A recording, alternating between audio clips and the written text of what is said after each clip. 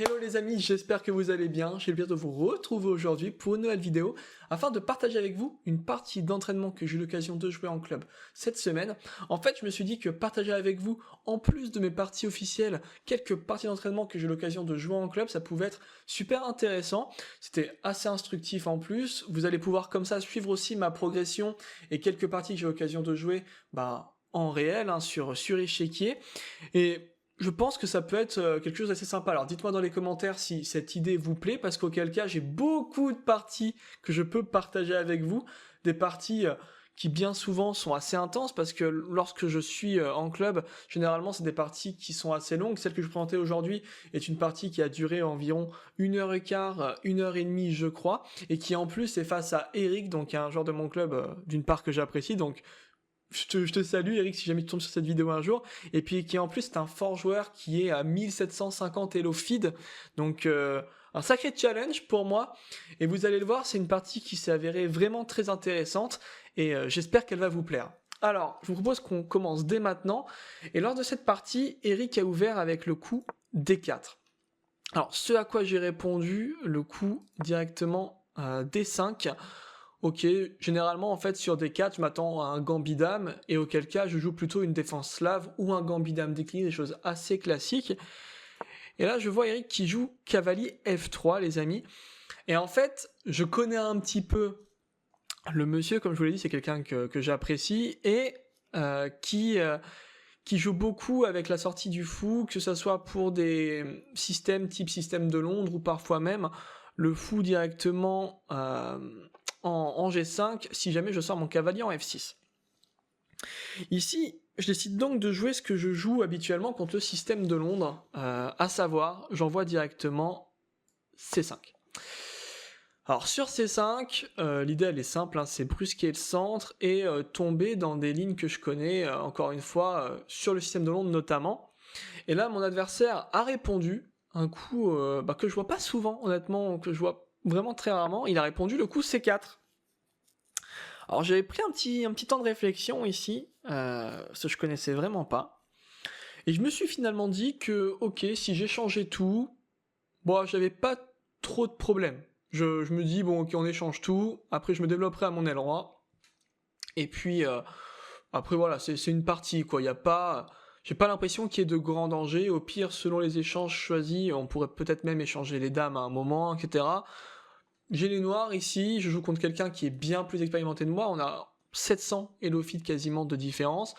Donc je me dis, ok, je vais pas tenter le diable, j'échange tranquillement et on verra. Du coup, j'ai décidé de prendre directement le pion D4. Il a repris du cavalier, j'ai pris l'autre pion. Et ici, je m'attendais vraiment à des coups type E4 ou pourquoi pas cavalier C3 aussi éventuellement, un petit peu comme dans un gambit dame accepté, si vous connaissez un petit peu ces lignes. Mais il a joué finalement un autre coup auquel j'aurais dû m'attendre, parce qu'on le voit aussi généralement dans le gambit dame accepté, c'est le dame A4. Dame A4, donc le constat est assez clair, il veut récupérer le pion. Là-dessus, donc je suis en échec les amis, j'ai pas beaucoup de solutions en fait qui s'offrent à moi. J'ai cavalier D7, fou D7 ou dame D7. Le cavalier et le fou en D7, je les envisage rapidement et en fait j'ai conscience que le fou ici c'est peut-être même probablement le premier coup de l'ordi, on verra à la fin de la partie l'analyse, mais je me dis que en fait il est pas très bien placé, c'est pas une case qui donne envie pour mon fou. Et vous allez voir d'ailleurs que ça va me porter préjudice pour la suite. Mais c'est pas une très bonne case pour mon fou, et j'ai plutôt envie de le faire sortir, que ça soit en F5 ou sur d'autres cases de la sorte. Et le cavalier c'est un peu pareil, c'est pas très naturel de le mettre en D7, j'ai plutôt envie qu'il arrive sur ses cases naturelles après, éventuellement en C6 plutôt.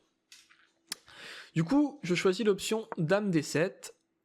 Alors là, mon adversaire avait l'occasion de me faire beaucoup plus de mal avec une suite de coups, commençant notamment par le cavalier B5, cavalier A6, cavalier C3, qui m'aurait beaucoup embêté, qui aurait bloqué un peu mon aile dame, j'aurais rien pu sortir et je me serais pris beaucoup de pression. Mais il n'en est rien, du coup Eric qui a choisi la solution la plus simple et qui prend. Et là-dessus, mon idée elle est là encore assez simple, hein, c'est de jouer cavalier C6, et je me dis qu'en échangeant tout, ok, j'aurai les deux pions, j'aurai un pion en C6, un pion en A6, mais ça va quoi. On joue une partie, je me suis peut-être montré un petit peu trop peureux sur cette partie, j'ai peut-être pas eu assez confiance en moi, et je me suis dit que ok, je joue un joueur qui est plus expérimenté, plus fort que moi, et que donc je devais peut-être jouer la sûreté, mais parfois un peu trop. Bon, ce à quoi mon adversaire a répondu cavalier prend, dame prend. Je suis tenté à dame prend donc pour pourrir un peu cette structure, mais il n'en est rien, et ici mon adversaire a joué directement E4. Alors sur E4, moi je me suis pas posé beaucoup de questions les amis, j'ai changé, et après fou reprend, j'ai joué E5. Et donc on arrive là-dedans, une structure, c'est relativement égal je pense encore à ce stade, et ça me déplaît pas. Ça me déplaît pas, là-dessus mon adversaire choisit de jouer cavalier C3, je sors mon cavalier également, j'ai bien conscience que cette case va être un problème en fait pour son cavalier, et j'ai pas envie de laisser son cavalier s'y installer, mais le problème c'est que même si son cavalier ne s'y installe pas, vous allez voir que son fou quant à lui peut y faire pas mal de ravages. Mon adversaire joue ici F3, je joue fou C5, je développe mes pièces, j'ai envie de roquer, mettre mon roi à l'abri, et en plus le fou C5 a une autre utilité, je me dis ok je bloque son roc. Je veux pas qu'il rock, et je veux pas que cette tour arrive en jeu trop vite, donc mon fou est plutôt agréable. Et ici, il choisit d'envoyer cavalier D5. Je peux pas me permettre de laisser un cavalier en total roue libre ici, ça me fait vraiment peur. En plus, on a déjà des idées de cavalier directement ici, qui pourraient menacer la tour. Oh non, il est trop désagréable, et donc je décide de prendre. Là-dessus, fou prend, et vous voyez l'exemple typique d'un fou a priori assez mauvais, tous ses pions sont sur case blanche, mais qui reste un bon fou parce qu'il est devant sa chaîne de pions, et il me pose beaucoup de problèmes. Beaucoup de problèmes. Alors, à ce stade de la partie, je pense sincèrement que je devais plutôt jouer un coup comme cavalier E7 pour ressortir ma tour directement par là, et je pense que le rock était une mauvaise idée. Malheureusement, j'ai rocké et j'ai l'impression que c'est vraiment pas précis le rock. J'ai l'impression que c'est naturel en fait. J'ai envie de le faire, mais je suis un peu mitigé. En revoyant la partie, je pense qu'un coup comme cavalier E7 est vraiment, enfin comme roi E7 pardon les amis, est vraiment meilleur. Mais encore une fois, on verra à l'analyse. Là-dessus, mon adversaire a donc joué fou D2, et je joue mon fou en D4, je menace le pion, et j'installe mon fou de la même façon que le sien, finalement, sur une case assez forte qui balaye, mine de rien, pas mal le camp adverse. Ce à quoi mon adversaire répond directement fou B4, et ça m'arrange plutôt bien, parce que mon idée, pour être honnête avec vous, était en fait de jouer tour E8, et le fou en E6 pour dégager ce fou qui est vraiment trop désagréable. Et donc, quelque part, là, mon adversaire m'aide à jouer le coup que je voulais déjà jouer. Sur tour E8, les amis, mon adversaire a joué tour C1. Et là, premier dilemme. Premier dilemme de la partie. Ça fait déjà je dirais plus d'une bonne demi-heure qu'on joue ces positions. On a pris beaucoup de temps chacun de réflexion sur ces positions. Alors il convient de vous dire quand même que nous jouons sans pendule sur cette partie. On savait que ça allait durer longtemps, et le but était vraiment d'avoir un maximum de réflexion chacun pour essayer de jouer une partie la plus clean possible, notamment en fait pour m'entraîner, parce que je joue ce week-end donc en interclub, et je voulais m'entraîner pour ma partie de ce week-end en interclub départemental, du coup. Il joue tour C1, et le premier coup que je vois, c'est fou prend. Le truc, en fait, c'est que j'ai l'impression qu'après fou prend, quand il va commencer à arriver par là, ben, ça allait être vraiment un gros problème, en fait. J'ai l'impression, à ce stade de la partie, j'ai l'impression que fou prend, je gagne un pion, mais que la tour qui va arriver, éventuellement, roi E2, doubler les tours après et continuer, j'ai l'impression que c'est un gros problème et que l'absence de mon fou peut être un souci si jamais il peut parvenir en B6 un jour pour contrôler la case C7 qui pourrait être vraiment une belle case pour la tour. Donc je prends un peu peur, honnêtement je prends un peu peur et je pense que je joue un coup qui est vraiment une erreur ici. Je choisis de jouer tour B8. Je choisis de jouer tour B8 les amis, et tour B8, alors l'idée sur tour B8 c'est qu'en fait sur tour ici ce pion ne peut plus sauter, et je peux ensuite enfin jouer tout mon fou en E6 qui me semble assez égal, parce qu'en fait sur tour ici, fou E6, échange des fous, et j'ai peut-être des idées après de tour C6 éventuellement, échanger, prendre et menacer le fou et aller attaquer ce pion derrière. En fait, je me dis que ce pion, je vais finir par récupérer plus tard. Mais vous allez le voir, j'aurais probablement dû le prendre à ce moment-là de la partie. Sur tour B8, mon adversaire, comme je m'y attends, joue tour C7, ce à quoi je réponds quasi tempo, là, pour le coup, fou E6. L'idée, c'est qu'en fait, il peut pas vraiment prendre de son fou le pion B7, parce que il me semble que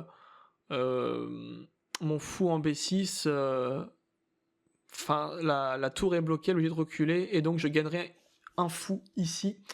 Donc c'était le petit piège. C'était le petit piège, c'est que s'il était gourmand et qu'il prenait pas, il prenait là, fou B6 et je gagnais le fou.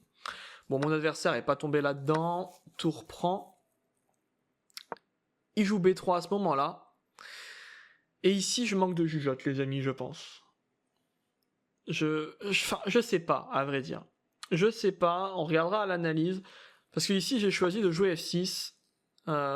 M'octroyer un peu une case sortie avec mon roi, mais je me demande vraiment si à tour C6 c'était pas le meilleur coup à ce stade de la partie pour échanger cette tour, dégager cette tour qui m'embête, et derrière éventuellement pouvoir moi de mon côté aller mettre la pression, si jamais il voulait pas échanger, pouvoir aller mettre la pression. Donc en fait forcer l'échange de la tour, mais je savais pas, j'arrivais pas à savoir si c'était vraiment meilleur, parce que je me disais que finalement que après tour C6, alors admettons par exemple après tour C6, tour prend, pion prend, j'avais l'impression que j'étais vraiment content, et que même si l'adversaire commence à vouloir engager...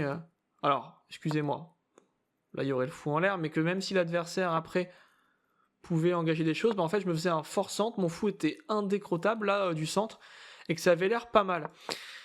Je suis un peu déçu d'avoir loupé cette idée-là, donc vous voyez, c'est pas ce que j'ai joué. Ici, j'ai donc décidé après ceci, j'ai décidé de jouer F6. Sur F6, mon adversaire a joué roi E2, et c'est à ce moment-là que j'ai joué le coup tour C6, ce à quoi Eric a répondu tour C1. J'ai pris, il a repris, j'ai joué fou B6, l'idée c'est de bloquer la case qui permettrait à sa tour d'arriver sur la 7ème et ainsi de plus ou moins tuer la partie, je pense. Et ici, mon adversaire a joué un autre coup qui est fou D2. Fou D2 avec l'idée que finalement, je pense, il veut aller en E3 à ce stade pour échanger nos fous, et pour pouvoir peut-être ensuite se taper l'incruste sur la 7ème. Je décide de prendre la colonne avec ma tour, donc tour D8, et comme je m'y attends, il joue fou E3. Fou E3, fou prend, roi prend, et très important, je pense, tour D7, donc je bloque l'entrée sur la 7ème à sa tour. Et là, les amis, on est en finale. Finale de tour avec pas mal de pions.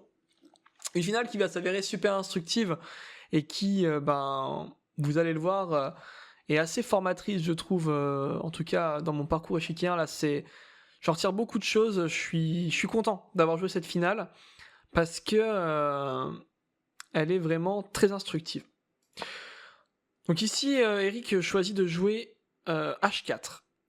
H4, et là je pense que je commets une petite imprécision. Je décide de jouer Roi F7. Je veux monter mon roi. En fait, mon roi, j'ai conscience que dans la finale, mon roi a du retard sur le sien, mon roi est moins haut que le sien. Et donc je me dis, si j'arrive pas à monter mon roi, à rendre un peu plus d'activité à ce roi, je perds la partie. Mais il était probablement plus précis de jouer un coup comme H5 qui est bloqué en fait la prise d'espace des blancs. Mais j'ai du mal à le voir. Maintenant je le saurais, mais je pense que H5 était plus précis. Après avoir discuté avec Eric à la fin de la partie, je pense en effet qu'H5 était vraiment plus précis. Je lui ai laissé trop d'espace ici. Il a ensuite joué G4 et je décide de jouer Roi E6. Il finit par H5, H6 et vous le voyez, il y a quand même une vraie différence d'espace et ça va me porter... c'est désagréable en fait. C'est désagréable. Ensuite, Eric choisit donc de jouer le coup A4. Voilà, il fait des coups... il essaie d'envoyer les pions un peu de part et d'autre, de prendre l'espace encore une fois. Et je suis content, je pense que je trouve un coup assez pertinent, je trouve Roi D6. Roi D6 avec l'idée que s'il fait échec, je mets les tours en vis-à-vis, et ensuite on peut échanger les tours, et j'ai l'impression, à ce stade, que je peux encore arracher la nulle. C'est d'ailleurs ce que décide de faire mon adversaire. Tour échec, Roi E6, tour prend, et Roi D3.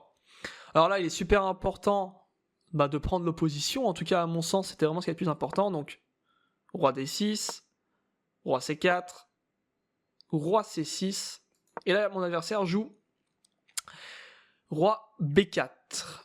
Ce à quoi je réponds A6, Roi C4, B6, B4, B5 échec, A prend sur échec, le roi recule, le mien recule. Et là, je me dis... Ok Pierre, t'as réussi à t'octroyer une position qui, à mon sens, est probablement très très égale. Et pour être tout à fait honnête avec vous, je le vois là maintenant à l'ordinateur, c'est 0-0-0, c'est nul, c'est égal. Ok, tu t'en es bien sorti. Il reste une menace, il reste F4, que je vois éventuellement venir, mais je me dis, bon, ça a pas l'air de poser trop de soucis. Roi E3, Roi E6, mon adversaire joue F4, et là les amis, est-ce que vous trouvez l'erreur jouée par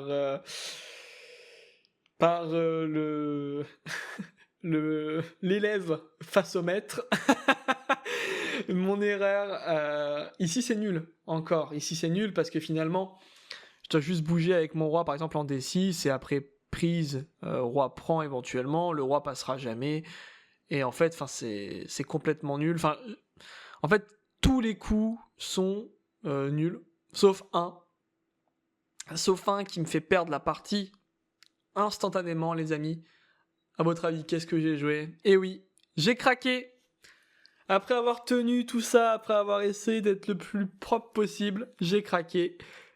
Et je joue E prend F. Là-dessus, mon adversaire reprend. Et j'abandonne, je couche le roi, parce que je prends conscience de mon erreur, que la nulle vient finalement de me passer, d'effleurer ma main, mais elle passe à travers les doigts, et je m'incline face à Eric, dont l'expérience a parlé. Je trouve que c'est une partie qui est assez instructive, les amis, parce que c'est d'une position très nulle, avec un manque de jugeote et un manque d'expertise, un manque d'analyse, je me retrouve dans une position qui est maintenant perdante, et je pense que c'est très instructif, et ça doit me servir lors de mes prochaines parties, notamment encore une fois ce week-end en interclub. Je ne dois pas faire la même erreur et essayer de jouer propre jusqu'au bout. Dans tous les cas, c'est une partie que je trouve vraiment enrichissante, que j'ai pris plaisir à jouer. Je vous propose de passer rapidement sur l'analyse, je pense que ça va vous plaire. Hop, je sais que vous y accordez quand même une petite importance, et puis c'est toujours intéressant. On va passer sur un nouvel écran. Les amis, le voici. Vous le voyez, bilan de la précision. Donc on est sur une partie de 40 coups. Et on est sur une précision vraiment... pour le coup, je suis assez fier. J'ai l'impression d'avoir fait quand même une jolie partie. Vous me direz dans les commentaires ce que vous en avez pensé. Face à un fort joueur avec beaucoup d'expérience, j'ai l'impression de ne pas m'en être trop mal sorti. On est à quasiment 88 de précision, mon adversaire 89. On peut revenir rapidement sur les quelques coups qui m'ont paru un peu douteux. Je vais enlever l'analyse personnelle et on va voir. Donc D5, C5, C4, prise. Alors là, il fallait jouer E5. Ouais, E5, mettre la pression sur ce cavalier directement. Ça semblait encore plus logique en fait. Je l'ai pas du tout envisagé pour être honnête, mais ça semblait encore plus logique. Et sur la dame ici, ok, dame D7 est une gaffe. Dame D7 est une gaffe. Ça me semblait pas pertinent. Fou D7 est juste meilleur visiblement. En fait, Fou D7 finalement fait un peu le même emploi que Dame D7, à la différence près que après cavalier ici, s'il y a échange des cavaliers, mon fou en C6, et j'ai une position bien plus saine, je pense. En fait, si on fait la même chose que ce qu'il s'est produit, admettons ça, juste pour, ne serait-ce que sans chercher trop loin, juste pour illustrer, en fait, ici, c'est beaucoup plus sain que ça ne l'était lors de la partie réelle. Ensuite, donc, dame prend. Il aurait dû prendre, d'accord. J'ai pris. Et E5. Et on est déjà, pour l'adversaire, vous le voyez, à plus 1 à ce stade. Cavalier C3 qui est imprécis, pourtant ça reste un coup de développement assez logique. Après, il faut toujours mettre en relief. Hein. Vous avez vu qu'on est d'abord sur l'analyse un peu personnelle et après on utilise l'ordi pour essayer d'appuyer un petit peu nos propos et voir si on s'est trompé ou pas quelque part. Mais je pense vraiment qu'un coup comme cavalier C3 reste tout à fait logique, tout à fait correct. C'est humain, quoi. Tu développes ton cavalier, tu as cette case qui te fait envie. Moi, ça me semble super logique. F3. Alors, fou C5 qui n'est pas bon. Il fallait mieux sortir mon fou de case blanche. Ça aussi, ça semble... En fait, ce fou de case blanche m'a quand même vraiment posé souci, hein, ne quasiment pas sortir de la partie. Il n'a pas joué, en fait, ou très peu. Donc, je peux comprendre. Cavalier D5, cavalier prend, fou prend. Ok, c'était bien roi E7 alors. C'était bien roi E7 qui est meilleur que le roc, les amis. Fou D2, D4, ok. Fou B4. Tour E8 qui est un bon coup, très bien. Ouais. Et vous le voyez, hein. Tour B8, qui nous met à plus 2 là, selon l'ordinateur, qui met l'adversaire à plus 2. Donc ça qui est vraiment une grosse gaffe aussi. Ça fait 2 gaffes déjà dans la partie. Attention, faut que je fasse attention, que je sois plus précis quand même. Mais alors, tour C7 est une gaffe aussi. Oh, punaise, il avait fou D6. Oh, fou D6, c'était l'enfer. Heureusement que mon adversaire a pas vu fou D6. Oh, Eric, si tu vois ça. Oh, heureusement. Heureusement. Donc, fou E6, prise. F6. Ok. Et là, on est... Il n'y a pas vraiment de mauvais coups, j'ai l'impression. Il n'y a pas trop de gaffe ici. Prise. Alors, un excellent coup, c'est juste le coup... vous voyez, il ne faut pas trop se fier à l'analyse, les amis. Un excellent coup, non, c'est juste un coup naturel. Hein. C'est le but, là, il est d'empêcher la venue sur cette colonne. Enfin, sur la 7ème. Ok. Roi F7 qui est le mieux. G4. Roi E6. Ah, je devais rentrer avec mon roi. Je devais pas jouer H4. H4 n'est pas une possibilité ici. H5, pardon. Non, roi F7 est quand même meilleur. Ok. Et je dois même pas faire H6. Je vais revenir en F7. Roi D6. Qui est une imprécision, visiblement. Tour D1 échec. Prise. Et à ce stade, est-ce que ça a été bien joué? Je pense que oui. Je pense que j'ai été assez précis dans l'échange des pions. Tout à fait. Et la fameuse la fameuse, alors que Roi des 6 suffisait à asseoir la nulle, les amis. Bon, eh bien écoutez, j'espère que cette vidéo vous a plu. J'espère que ce concept de vous présenter mes parties d'entraînement joué en club vous plaît. Si c'est le cas, n'hésitez pas à me le dire, je vous en referai d'autres, j'en ai plein en stock et pour le coup, c'est des vidéos qui sont en toute honnêteté assez simples à faire parce que le contenu est directement fait, j'ai juste à les partager avec vous et c'est super intéressant en plus d'avoir vos retours, donc n'hésitez pas, si ça vous plaît, ça me fait plaisir et on enchaîne et on en fera d'autres.